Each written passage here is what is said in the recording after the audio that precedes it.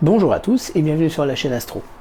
Aujourd'hui je vous propose un petit épisode un peu particulier. Vous savez que je suis toujours dans le cadre du projet sur la libration lunaire, donc des mois de mars et avril 2020. Et sur la fin de ce travail, je suis contraint de photographier la Lune de jour.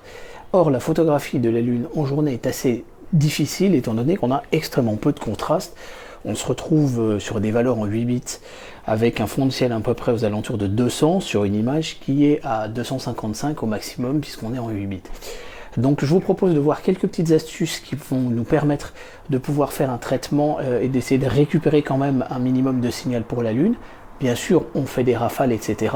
Mais il y a quelques petites astuces, d'abord pour les prises de vue et puis ensuite pour le traitement. Et c'est maintenant sur la chaîne Astro.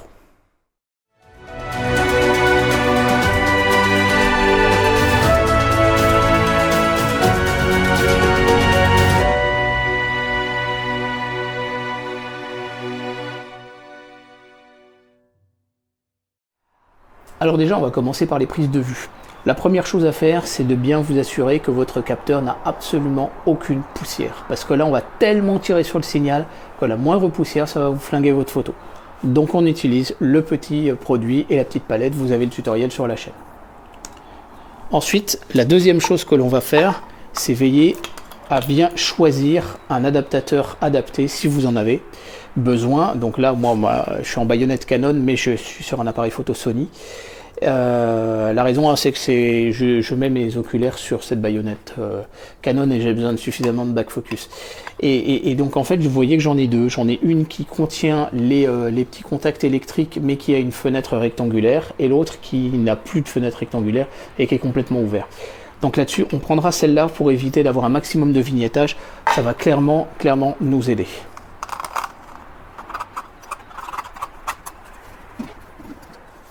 Alors, la deuxième astuce, bien évidemment, on va faire des rafales de photos. Si vous pouvez les faire en RAW, c'est toujours mieux parce que vous allez être en 12 voire 14 bits. Si vous êtes en JPEG, vous allez être en 8 bits, vous aurez beaucoup moins de signal. Le problème, c'est que le Sony A7R2 que j'utilise, eh bien, les RAW ne sont pas interprétés et comprises par PIPP. Néanmoins, pour que PIPP puisse accrocher correctement, on va faire un pré-traitement avec votre logiciel de photo habituel, par exemple pour le ciel profond. Voire même, je pense qu'il est assez intéressant d'essayer de tenter les darks, les offsets et les flats, avec tout simplement un flat qui est réalisé sur le fond de ciel juste à côté. Ça va nous permettre aussi de traiter les problématiques de vignettage qu'on a habituellement. Ça peut nous aider aussi dans le traitement tout simplement. Donc ce que je vais faire, c'est que je vais viser la Lune. La Lune, elle est normalement à peu près par là-bas. Voilà. Je dois pas être très loin. Voilà. Là, je suis sur la Lune. Je vais me mettre en haut. Et alors bien sûr, avant de faire vos photos, vous devez vous assurer de la mise au point. Notez une chose, c'est qu'à moins que vous ayez des miroirs en suprax ou en quartz, etc., sur des matériaux haut de gamme, les miroirs en BK7, pour la majorité des télescopes, en fait, ont et souffrent d'un coefficient de dilatation. Donc en fait, la focale va varier. Donc c'est quelque chose, si vous avez fait par exemple les photos juste avant, la mise au point juste avant que le jour ne se lève par exemple, eh bien la mise au point, il y a toute chance qu'elle ne soit pas bonne. Donc il faut quand même la vérifier avant de faire vos photos. Et ensuite effectivement vous pouvez faire vos photos, vous utilisez bien sûr un déclencheur souple. C'est pas évident de savoir si on a vraiment une mise au point correcte.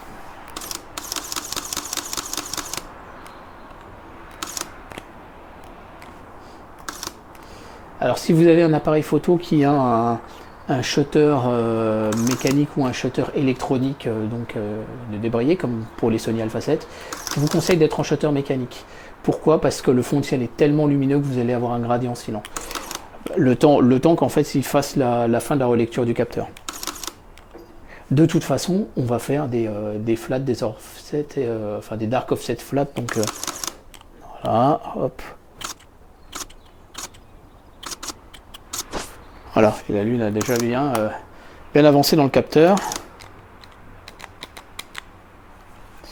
Voilà, donc là maintenant, il y a des nuages qui arrivent dessus, je vais me décaler sur une zone où je n'ai pas de nuages, et je vais faire quelques flats, ça va nous aider.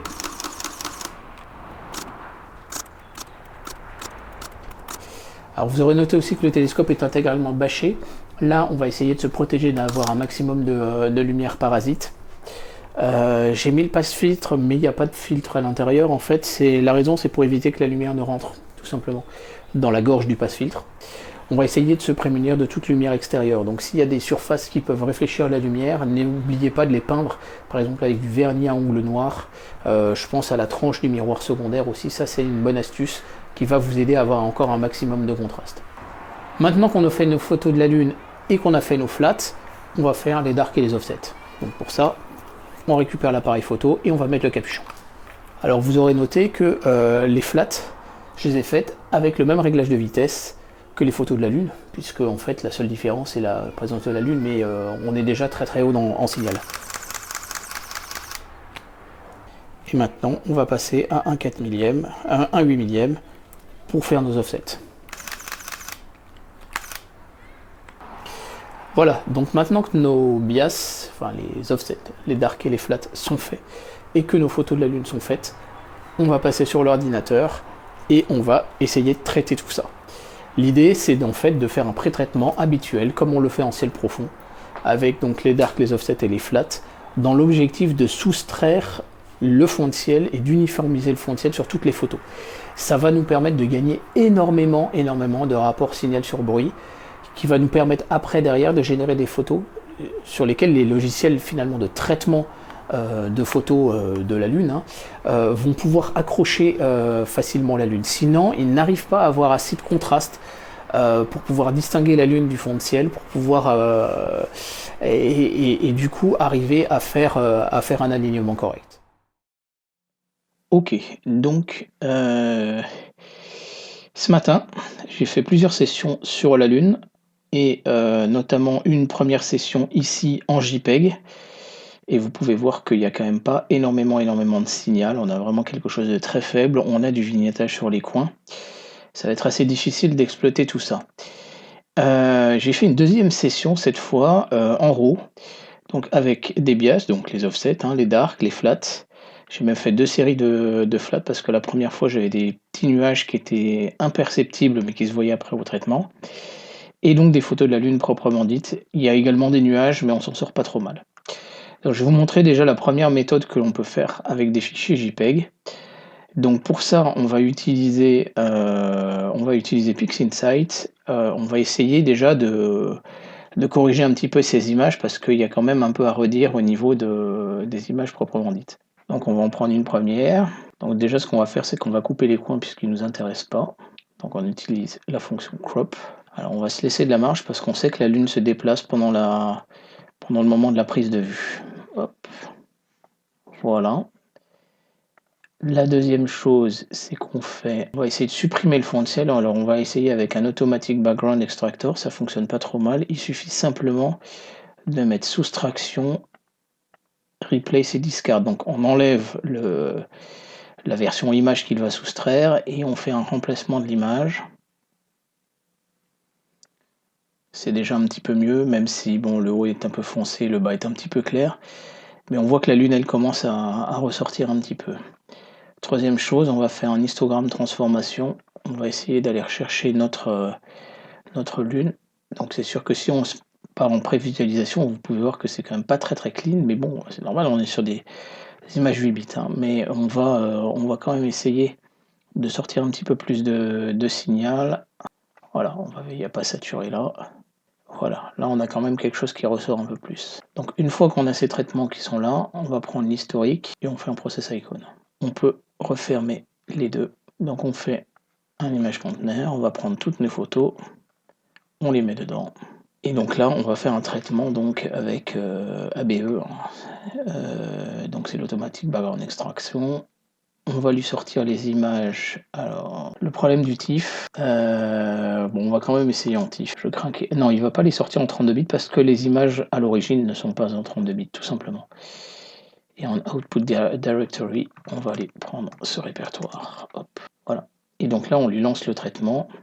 On prend le triangle et on le lâche sur le process icon. Et il va faire le traitement qu'on vient de voir ensemble sur chacune des photos. A few moments later. Le traitement est donc terminé. On va faire par contre un autre essai que je pense est intéressant d'essayer. Donc on va reprendre les mêmes photos, mais on va pas faire le même traitement. Donc on va faire le même rognage, donc toujours avec la commande crop. Au lieu de faire un automatique background extraction, on va faire un dynamique et manuel. Et là par contre on va mettre des points strictement et uniquement que sur le pourtour. Pour une très bonne raison, c'est que la Lune se déplace. Même principe, soustraction, discard et replace. Et là, vous voyez qu'on a un truc beaucoup plus propre. Donc c'est plutôt ça qu'il faut garder comme principe. On va travailler sur la suite. Donc on va faire une diminution de la saturation. Pas besoin d'en garder autant, bien sûr. Il va de façon assez radicale, mais je pense que c'est une bonne idée. Voilà. On a quand même plus de ressources là dans l'histogramme transformation, donc c'est pas mal. Allez. Voilà, donc on a quelque chose qui est quand même beaucoup plus propre. C'est bien sûr, on a considéré que les points autour, et en fait la Lune a été complètement ignorée par le processus, ce qui n'était pas le cas dans le Automatic Background Extraction. Donc là, on est quelque chose de pas mal. Donc on regarde bien ce qu'on avait fait. Voilà, on a les mêmes process finalement. Là-dessus, on va prendre notre photo, on va aller chercher son historique, et donc on va faire un deuxième process icon. On peut l'effacer. Cette fois, on ne va pas aller se mettre dans le même répertoire, il faudra éviter quand même. Voilà. On exporte en TIFF également, on va conserver le principe. Et on lance le process numéro 2 et on se retrouve à l'issue.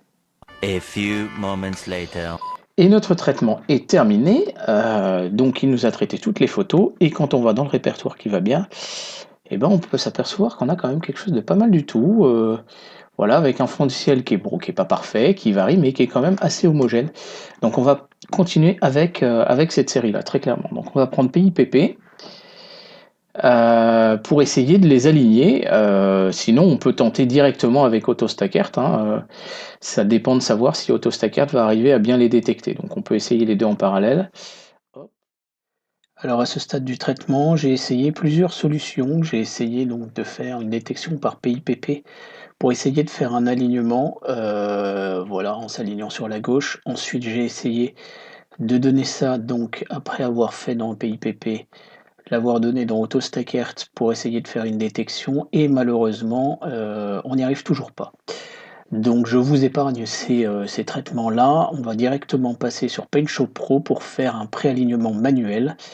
Donc c'est une opération assez fastidieuse. L'objectif, c'est de pouvoir faire une détection de surface avec AutoStackert. Bien évidemment, en fait, ça dépend, et ça pourrait marcher avec PIPP et AutoStackert si vos photos sont toutes parfaitement uniformes les unes par rapport aux autres, mais j'ai un problème de régularité apparemment d'exposition en mode rafale sur le A7R2, et c'est la raison pour laquelle du coup je suis obligé de passer en traitement manuel, parce que sinon j'en ai toujours qui sont un peu galères.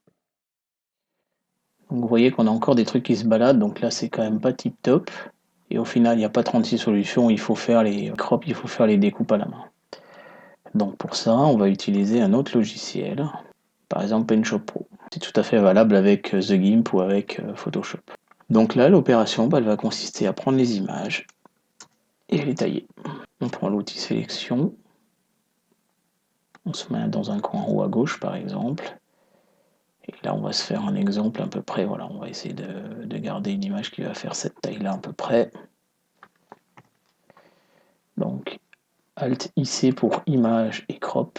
Voilà, crop to sélection. C'était celui-là que j'ai utilisé. Donc là-dessus, on a noté la dimension à peu près que fait l'image. C'est indiqué en bas à droite de l'écran. Donc 3337 là. Donc en fait, Alt IV, bon, c'est les raccourcis. Quand on va se resize, là, on va, pour toutes les images, on va leur donner maintenant cette dimension-là. Et on sauvegarde et on passe à la suivante. Voilà, là on a fait notre découpe de nos photos. Donc j'ai 92 photos qui sont correctement, 90 photos qui sont correctement découpées. Donc on revient sur AutoStackert. Voilà, on prend le répertoire DBE et on va prendre toutes nos photos cette fois. Voilà, pas besoin de mettre le Improved, et on va essayer de prendre une zone sur laquelle on va avoir un petit truc un peu brillant. Alors vous voyez, quand on approche le point d'ancrage, on ne peut pas se mettre collé au bord. Donc, qu'est-ce qu'on peut essayer? Ici, on a une zone un peu plus claire qui peut peut-être nous aider correctement. Et donc là-dessus, on va lui mettre une analyse et un alignement fin de nos photos. Ce qui est important, en fait, c'est qu'il retrouve le motif dans la zone qu'on lui a donnée. C'est pour ça qu'il faut qu'elle soit à peu près alignée. Voilà, et donc on contrôle et on peut voir que nos photos sont correctement alignées. On a vraiment quelque chose qui est... Ah non, peut-être la toute dernière qui n'est pas parfaitement alignée, mais sinon franchement c'est pas mal du tout. Donc là maintenant on va placer nos AP, donc on va se mettre à 120 et il faut qu'on trouve le seuil. Donc là le seuil, on a quand même bien nettoyé le fond de ciel, donc le seuil n'est pas forcément très haut. En ce moment je scale bien évidemment. Voilà, donc le seuil était trop élevé, on va le baisser à 40. On a quand même pas mal de points. On peut voir qu'ils sont hyper rapprochés et vu la résolution de l'image, c'est peut-être pas la peine. Donc on va prendre des carrés plus gros. Voilà, à 30 avec des carrés de 160, on va voir ce que ça nous fait. On a quelque chose de pas mal déjà. On va se faire des carrés de très très grande taille aussi. Voilà, donc il a placé ses AP en un 327. Il a pas mal mouliné d'ailleurs pour le faire. Et donc on va continuer le traitement cette fois, carrément, on va lui laisser traiter. Donc on se met en fit pour avoir un fichier 32 bits. Et surtout, on va travailler donc 15, 80 et 100. Alors a priori, on retiendra quand même les 100% parce qu'on a vraiment une image très bruitée. Mais on va travailler comme ça. Donc on lance le traitement avec AutoStackert. Et forcément, on se retrouve à l'issue parce que ça va durer un certain temps. Voilà, donc AutoStackert a terminé le traitement et il nous a placé les répertoires dans donc les fichiers dans le répertoire ASP50, 80 et 100.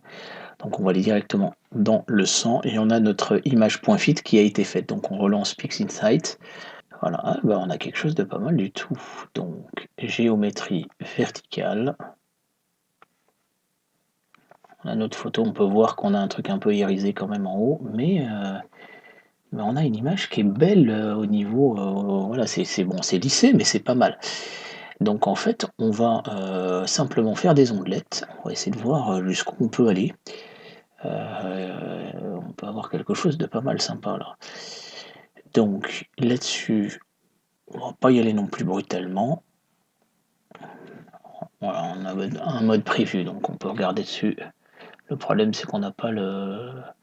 Je croyais qu'il y avait un mode zoom aussi qui pouvait se faire maintenant sur la preview, mais voilà. On va aller à 1,2 ce qu'on faisait à chaque fois. Et là, je pense qu'on va aller quand même à 0,5. Voilà. Donc on va regarder ce que ça fait. Alors on a quand même du bruit là, bien sûr. On avait moins de rapport signal sur bruit, donc on va corriger un petit peu ça. Là-dessus, on va pas tirer dessus. Hop, là on va en mettre un peu moins. Là on va mettre ça. On va essayer comme ça.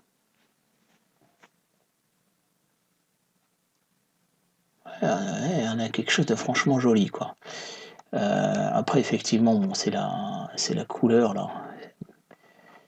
C'est pas nickel nickel, mais on va faire encore une élimination du gradient de fond. Et là, on a quelque chose franchement de sympa. Donc on va nettoyer le fond. On va refaire un DBE. Alors, pour avoir un truc assez homogène, on va prendre des gros carrés, on peut se le permettre. Alors bien sûr, on ne cherche pas à avoir la lune cendrée, donc on peut y aller directement dessus. On n'a pas de peur à avoir. Voilà, je pense qu'on est pas mal là pour une élimination. Et donc on fait une soustraction. On va regarder ce qui aura été fait comme soustraction. Voilà ce qu'on a nettoyé. Et voilà ce qu'on a. Et franchement, c'est pas mal du tout, quoi. C'est franchement déjà intéressant.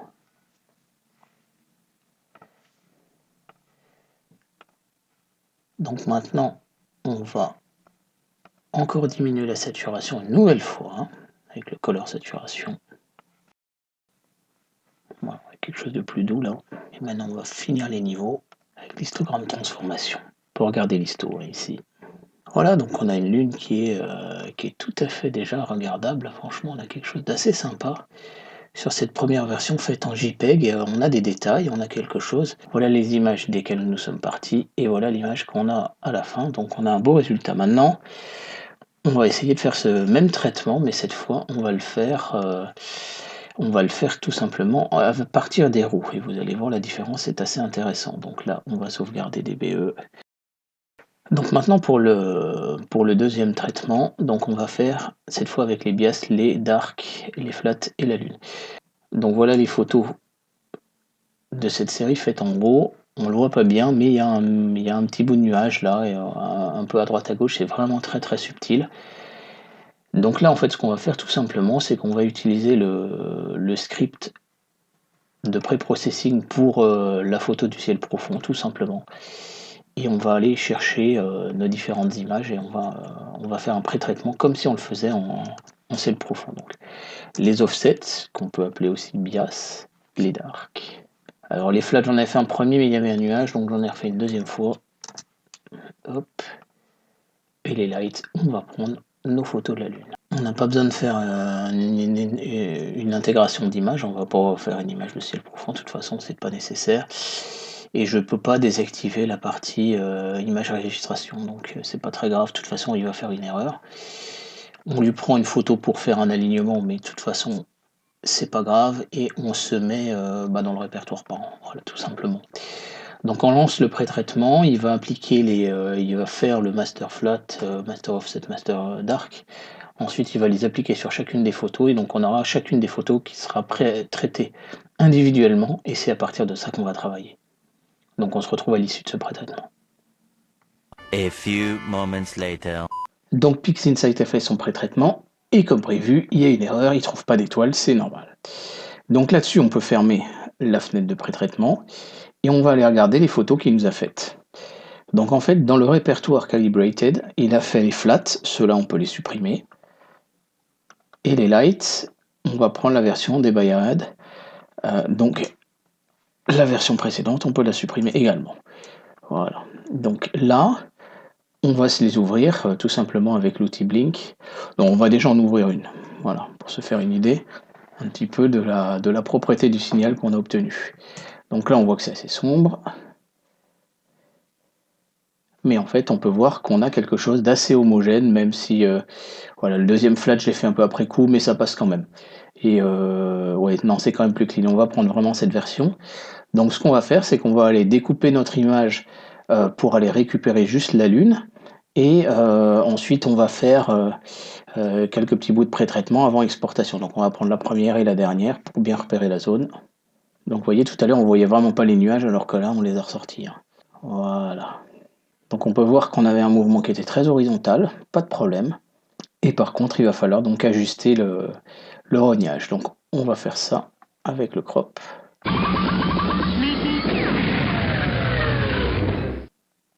fait, le but c'est de ne pas être trop gêné par les nuages. Voilà, là c'est parfait. Donc après ça, on se met en contrôle et on fait un histogramme transformation. Pour le moment, c'est tout noir. Voilà. Et on peut se mettre en contrôle d'histogramme aussi pour voir un peu où on se situe. Voilà, là on n'a pas écrété le signal. On a vraiment quelque chose sur lequel on va pouvoir travailler. Hop. Ensuite, on va corriger la saturation. Voilà, et on a quelque chose qui va nous permettre vraiment de travailler là. Donc là-dessus, on prend l'historique de notre image, la 26. On crée le process icon. On fait un image conteneur, on met toutes les photos. Alors les photos là, par contre, elles sont en natif en 32 bits. Donc si je demande les pointifs, il va me les sortir a priori en 32 bits. Et ça, j'aimerais l'éviter, donc on va essayer d'exporter par exemple en PNG, peut-être que ce sera un fichier 16 bits. Je sais pas bien dire comme ça. Voilà, bon, on va essayer. Parce que le 32 bits ne sera pas accepté par AutoStackert. Et on prend le triangle. Hop. A few moments later. Voilà, le traitement est terminé, on a toutes les PNG, donc on va prendre AutoStackert. Voilà, et donc nous avons fait toutes nos photos. Donc on va revenir cette fois sur AutoStackert. on va reprendre nos photos rognées, donc en PNG. On va sélectionner une zone qui va nous servir pour l'alignement. Alors, il y a plusieurs possibilités, donc cette fois on se remet en surface, hein, bien sûr. Cette zone-là, je trouve qu'elle marche quand même pas trop mal. Voilà. Parce qu'on a le petit point blanc là qui est là, et on a le bord qui est assez franc. Donc on fait une analyse. On peut voir qu'on a quelque chose de bien aligné. Donc ça, c'est impeccable, c'est exactement ce qu'on voulait. Donc là-dessus, eh bien, on a un min bright à 30. Je pense que c'est pas mal. On va lui demander des points de 120 pour commencer. Il continue de placer ses points. Voilà, donc AutoStackert a terminé le placement de ses points déjà pour commencer. Et en fait, oui, il n'a pas encore fait le traitement. Donc maintenant qu'il a placé tous ses points, on a 579 points. Et on voit qu'on a quand même quelque chose qui couvre assez bien la zone. On va en rajouter 2-3, voilà. Et on va lui lancer le traitement toujours en fit. Voilà, donc AutoStackert a terminé son traitement. Et on va carrément aller toutes les récupérer. Donc on relance PixInsight. On prend 100%. Donc on peut voir qu'on a un truc qui est quand même pas mal du tout. Pour le bruiter, on va voir en fait qu'est-ce qu'on peut aller tirer au niveau des ondelettes. Tout petit peu flou en haut, mais bon, faut pas oublier qu'on avait quand même des passages de nuages aussi. Hein. Donc on va faire un traitement avec des ondelettes. Donc le premier niveau, on va pas chercher à tirer dessus. J'aurais tendance à faire à peu près ce qu'on a fait tout à l'heure. On va essayer ça pour voir. Ouais. Donc là on a quelque chose de beaucoup trop bruité, mais on a quand même des signaux. Donc déjà on va mettre une réduction de bruit là. On va mettre aussi une réduction de bruit. On va mettre un peu plus. Alors les réductions de bruit ont été presque un peu trop efficaces. J'aime pas être trop violent sur la réduction de bruit en fait. Ah bah on a quelque chose de pas mal du tout quand même. Donc ça c'est la photo telle qu'elle est issue du traitement par ondelette. Hein. On va aller rechercher celle qu'on avait faite tout à l'heure, issue des JPEG. Alors un peu plus contrastée effectivement. Là on va se mettre à 1:4. Voilà. Donc on a les deux photos à titre de comparaison, donc on va essayer de donner un petit peu plus de contraste à celle-ci. Ouais, on va faire une soustraction du fond de ciel quand même avant. On voit que c'est pas encore complètement homogène.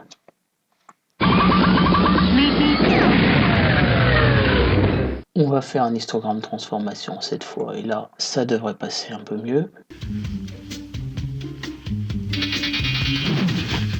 Voilà, donc on a quelque chose de plus comparable déjà en termes d'exposition.